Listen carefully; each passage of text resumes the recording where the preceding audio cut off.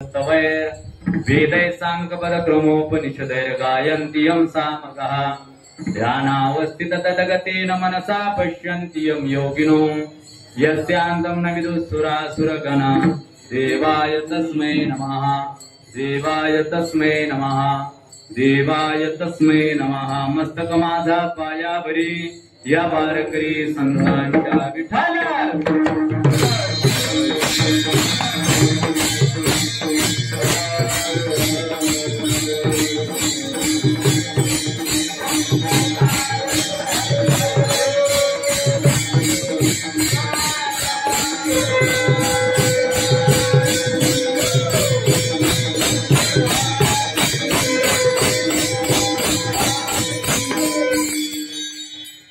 पंढरीसी दारे आल्यानो संसारा दिनाचा सोयरा पांडुरंग वाट पाहे उभा भेटीची आवडी कृपाळू तातडी होता वेळ।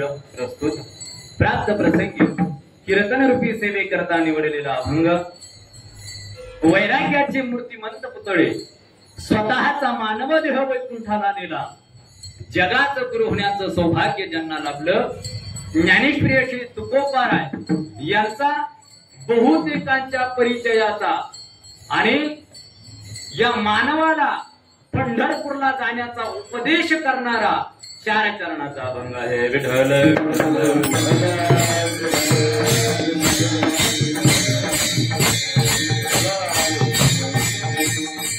असो कीर्तनाला सुरुवात करण्यापूर्वी अल्पसा परिहार द्यायचा म्हणजे तो असा की श्री क्षेत्र आळंदी ते श्री क्षेत्र पंढरपूर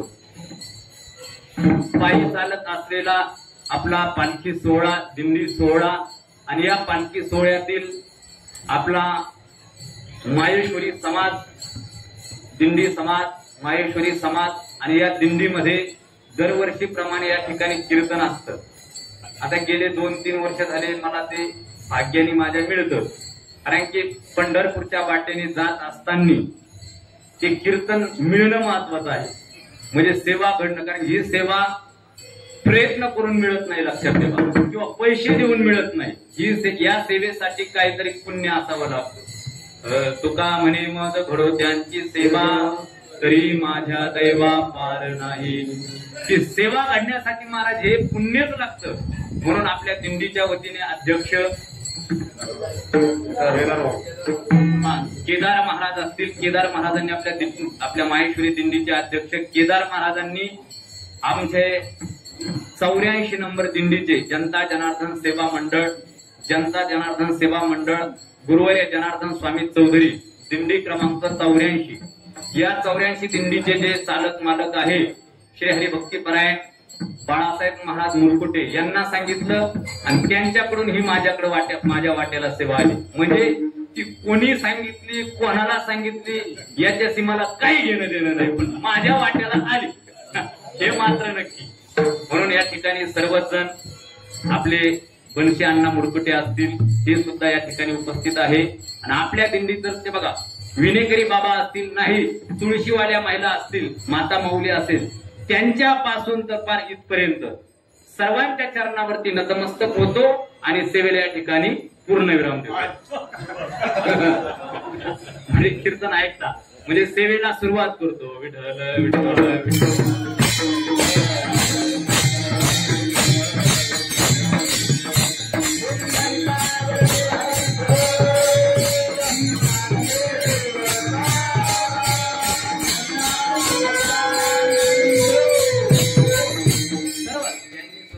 चाल गायली जोशी महाराज लागतो जोशी महाराज लागतो जोशी महाराज जोशी महाराज तुमचं नाव गाडे महाराज गाडे महाराज काळे महाराज गाडे हे आपलं जुळतं मुळत आहे विठ्ठल।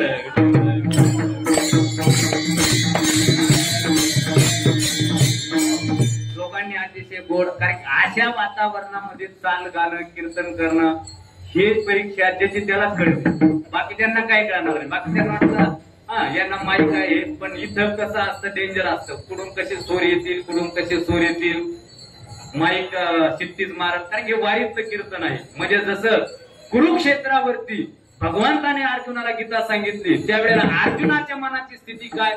सगळा आवाजच ना तिथं काय शांतता होती का? तरी सुद्धा अर्जुनाने महाराज एकचित्त केलं आणि गीता श्रवण केली. तसं महाराज इथं एकचित्त करून कोणती गोष्ट करावी लागते? मग गायला असेल तरी एकचित्त करावं लागतं, कीर्तन असेल तरी एकचित्त करावं लागतं, हा ऐकायचं असेल तरी सुद्धा एक चित्त करावं लागतं, तर कीर्तन कळत. नाहीतर तुमचं जरी एक चित्त झालं नाही मग तुम्हाला कीर्तन कळणार नाही. कारण की कधी रेल्वे येईल करून जाईल सांगता येत नाही, गेलं मन तिकडं किंवा कोण इकडे कुठून आवाज येईल सांगता येत नाही. आणि एक चित्त महत्वाचं आहे.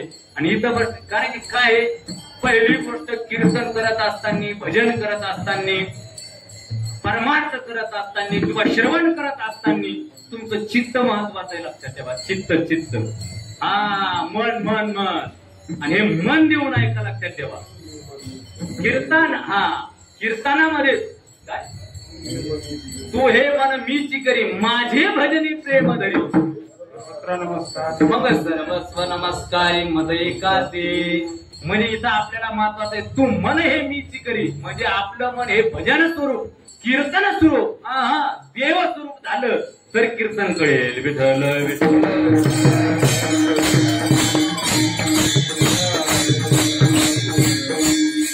कारण की वारीच्या वाटाने कीर्तन म्हणजे पहिली गोष्ट घसा बसेल राहतो प्रत्येकाचा. आता घसा कशा कशाने बसतो हे तर मी सांगत नाही. आता घसा कशाने बसतो, काहीचा गाऊन बसतो म्हणजे भजन करू करू बसतो, काहीचा तेलकट खाऊन बसतो पण बसतो हे मात्र नक्की. मग भजे खाय, बालुशाही खाय, गुलाबजाम खाय, सगळं. आता हे वारी महाराज इथं काय कमी आहे का? वारी म्हटल्यावर महाराज काय फक्त काय करायचं ना ज्ञानोबा तुकाराम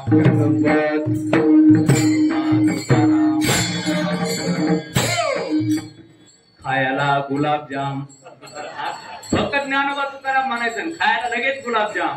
नाही तर मग परत एक मंत्र सांगतो म्हणायचा काय रे कधी तुकाराम जिजाबाई, तुकाराम जिजाबाई, गरम गरम बालुशाही खायला खायला. म्हणजे मला हे सांगायचं वारीच्या वाटाने काय आगळा वेगळा आनंद आहे. हो हा आनंद जगात पैसे देऊन नाही कसाच मिळणार नाही, कुठेच मिळणार नाही. विठ्ठल विठ्ठल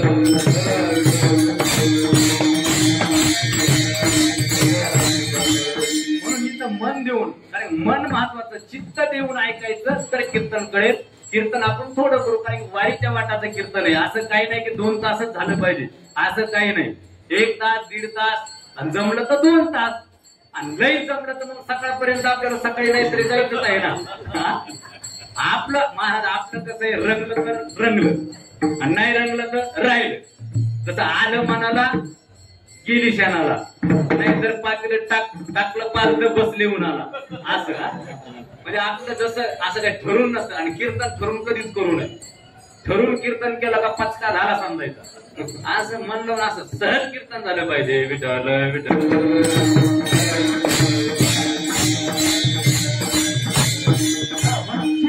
महत्वाचं आहे. जसं बघा लग्नामध्ये परमार्थात ऐकत असताना भजनामध्ये कीर्तनामध्ये चित्त महत्वाचं आहे. लग्नामध्ये महत्वाचं काय आहे? लग्नामध्ये लग्न करताना लग्नाला जाता का नाही? सगळे माझ्यासारखेच आहे का काय? लग्नामध्ये सर्वात जास्त महत्वाचं काय आहे बघा. फार मोठं वराड असलं तरी चालतं, नसलं तरी चालतं लग्नाला. आता वराडाची गरज राहिलेली नाही. गेट की दोघं जर असले तरी होऊन जातं कीर्तन. फार मोठं वराड असलं तरी चालतं, नसलं तरी चालतं. लग्नामध्ये फार मोठं मंगल कार्यालय असलं तरी चालतं, नसलं तरी चालतं. लग्नामध्ये खाण्याकरता पंचपक्वान असले तरी चालतात, नसले तरी चालतात. लग्नामध्ये फार मोठे पुढारी असले तरी चालतात, नसले तरी चालतात. लग्नामध्ये तुम्हाला सांगतो फार मोठा डीजे असला तरी चालतो, नसला तरी चालतो. लग्नामध्ये नवरदेव नवरीचे मामा मामी असले तरी चालतात, नसले तरी चालतात. लग्नामध्ये नवरदेव नवरीचे मावसा मावशी असले तरी चालतात, नसले तरी चालतात. लग्नामध्ये नवरदेव नवरीचे चुलता काकी असले तरी चालतात, नसले तरी चालतात. लग्नामध्ये नवरदेव नवरीचे भाऊ बहीण असले तरी चालतात, नसले तरी चालतात. लग्नामध्ये नवरदेव नवरी असले तरी चालतात, नसले तरी चालतात. नाही ना? हा मग लग्नामध्ये जसे नवरदेव नवरी महत्वाचे आहे, बाकी असले काय नसले काय, मग नवरदेव नवरीचे आई वडील असले काय नसले काय, भाऊ बहीण असले काय नसले काय, मामा मामी असले काय नसले काय, फार मोठं मंगल कार्यालय असलं काय नसलं काय, खायला पंचपक्वान असलं काय असले काय नसले काय, महाराज हे असलं नसलं तरी चालतं, पण नवरदेव नवरी महत्वाचे आहे का, ते असं तरच त्यांचं लग्न होईल. तसं कीर्तनामध्ये बाकीच्या गोष्टी असल्या काय नसल्या काय, माईक सिस्टीम असली काय नसली काय, गायला असले काय नसले काय, फार मोठा मंडप असला काय नसला काय, पण तुमचं मन महत्वाचं आहे. लक्षात ठेवा, तुमचं मन जर नसेल, जवळी नाही चित्त काय मानी लेते, तुकोबारे म्हणतात. कीर्तन ऐकत असताना, भजन करत असताना जर तुमचं मन त्या ठिकाणी नसेल, तर मग तुम्ही बसलेले नाही, तुमचं मड ठेवलेलं आहे तिथं. मड मड मड कशाला म्हणतात, मड मड मड आवो मड कशाला म्हणतात, अहो मड्यालाच म्हणतात ना, म्हणजे प्रेताला म्हणतात, मेलेल्या जास्त त्याला मड म्हणतात. मग ते मड ठेवलं असं तुकोबारे म्हणतात, जर तुमचं मन नसेल तर.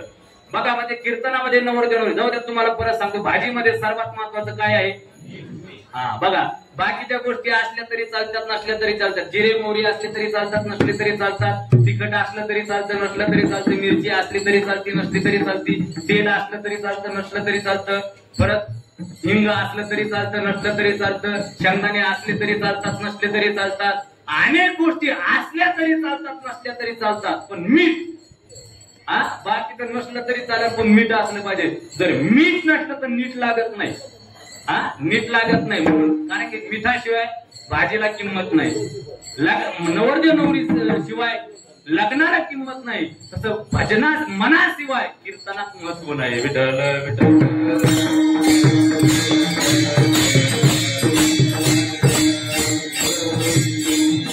म्हणून या ठिकाणी आपल्या क्षेत्र बांधले गावामध्ये आज आपल्या या ठिकाणी कीर्तन आणि कीर्तनाला सुरुवात करतो. बघा तुकोबाराय म्हणतात, तुकोबाराय काय म्हणतात, उपदेश करतात. कशाचा उपदेश करतात, तर या कर्मभूमीमध्ये, या मृत्यू लोकामध्ये, या नरदेहामध्ये जो माणूस म्हणून जन्माला आलेला आहे, मग स्त्री असो किंवा पुरुष असो, या प्रत्येकाला आम्हाला तुकोबारायने एक उपदेश केला. कोणता उपदेश केला, तर तुम्ही जन्माला आले ना, मानव देहामध्ये आले ना, तर तुम्ही एकदा पंढरपूरला जा, तुम्ही एकदा पंढरपूरला जा. आता महाराज एक विचार जर केला, तर तुम्ही आम्हाला तुकोबारा उपदेश का करता, तू आम्हाला तुकोबारा पंढरपूरला जायला का सांगता, इतरांना का सांगत नाही. बघा इतरांना का सांगत नाही, मानव देह सोडला, मनुष्य सोडला, जीव सोडला, तर इतरांना का सांगत नाही, तर तुकोबारे म्हणतात इतरांना सुद्धा मी म्हटलो असतो पंढरपूरला जा, पण त्यांना सांगितल्यानंतर ते ऐकणार नाही, त्यांना सांगितल्यानंतर त्यांना कळणार सुद्धा नाही, कारण की त्यांच्या ठिकाणी इतरांच्या ठिकाणी ती कुवत नाही, तो विचार नाही, त्यांच्या ठिकाणी ते ज्ञान नाही. मी सांगितल्यानंतर ते पंढरपूरला जातील. विठ्ठल विठ्ठल.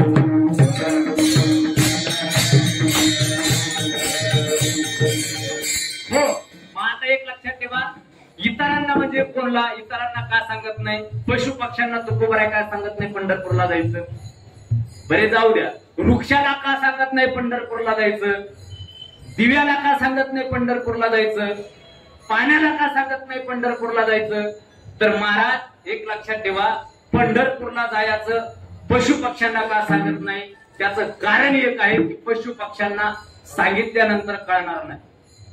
पशु काय पाप पुण्य जाणते, उत्तम मध्यम भोग भोगिते, म्हणजे त्यांना काहीच कळत नाही, पाप काय पुण्य काय हे काही कळत नाही, चांगलं काय वाईट काय, काय खाल्लं पाहिजे काय पिलं पाहिजे हे कोणाला कळत नाही, पशु पक्ष्यांना कळत नाही. आणि हे ज्यांना कळत नाही त्यांना पशु पक्षी असं म्हणतात.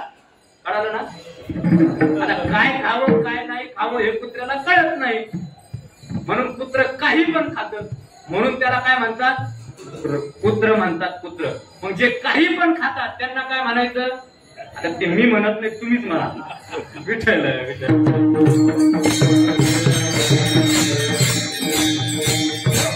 त्यांच्या ठिकाणी बघा ना महाराज, पण आता किती कुत्र्याला सांगितलं, गाढवाला सांगितलं, डुकराला सांगितलं की तुम्ही पंढरपूरला जा, तुम्ही पंढरपूरला जा, तर ते येतील का, नाही येऊ शकत. का, त्यांना ते ज्ञान नाही. म्हणून तुकोबारे म्हणतात मी त्यांना सांगत नाही तुम्ही पंढरपूरला जा.